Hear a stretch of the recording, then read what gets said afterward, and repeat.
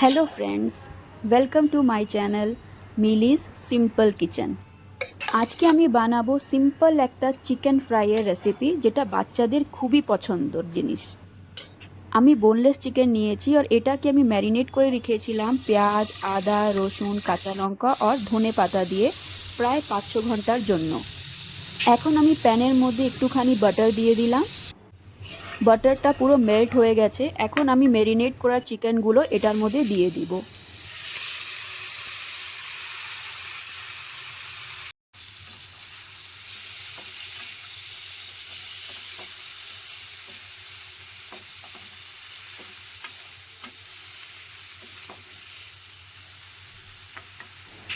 আমি এখন এটাকে ঢেকে দিব, একটু ফ্রাই হতে দিব এটাকে আমি এখন।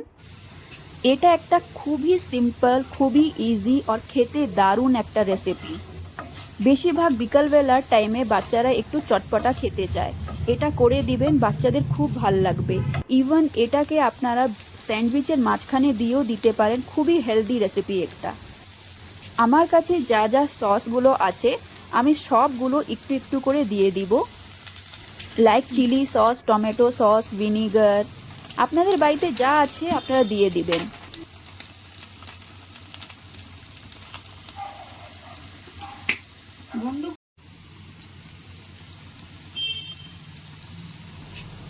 আমি একটুখানি ব্ল্যাক পেপার দিয়ে দিলাম।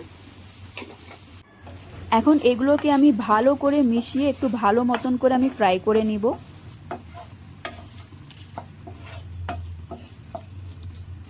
আমি আলাদা করে একটুখানি চিকেন উঠিয়ে রেখেছি, আমি এগুলোকে একটু আলাদা করে বানাবো, ওটা আমি পরে দেখাচ্ছি। আমি এই চিকেনগুলোর মধ্যে পেঁয়াজ দিয়ে দিলাম, আপনারা নাও দিতে পারেন, পেঁয়াজ ছাড়াও খুব ভাল লাগে খেতে। আমি পেঁয়াজ দিয়েছি কেন কি আমি রুটি দিয়ে খাবো বলে। এখন আমি লাস্টে একটুখানি কর্নফ্লাওয়ার দিয়ে দিলাম।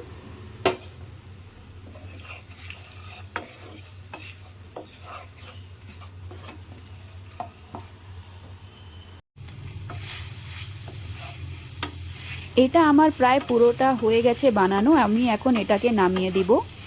পেঁয়াজগুলোকে আমি এরকমই রাখবো, হালকা কাঁচা হালকা পাকা, কেন কি চাইনিজ ডিশে এরকমই ভাল লাগে খেতে। এই যে আমি নামিয়ে নিয়েছি, এটা আপনারা রুটির সাথেও খেতে পারেন আর স্যান্ডউইচের মাঝখানে দিয়েও খেতে পারেন, দারুণ লাগে খেতে, একবার ট্রাই করে দেখবেন, বাচ্চাদের খুব পছন্দ হবে। এখন আমি যে চিকেনগুলোকে উঠিয়ে রেখেছিলাম ওটাকে আমি বানাবো। আমি বাটার দিয়ে দিয়েছি, এখন এটার মধ্যে ওই ছোটো ছোটো একটুখানি টুকরো উঠিয়ে রেখেছিলাম ওটা দিলাম। এটা আমি মেনলি করছি আমার মেয়ের জন্য, ওর খুব পছন্দর এটা। এখন আমি এর উপরে দিয়ে দিব চিজের একটা স্লাইস, আর এটাকে আমি ঢেকে রাখবো, মেল্ট হওয়ার ওয়েট করব।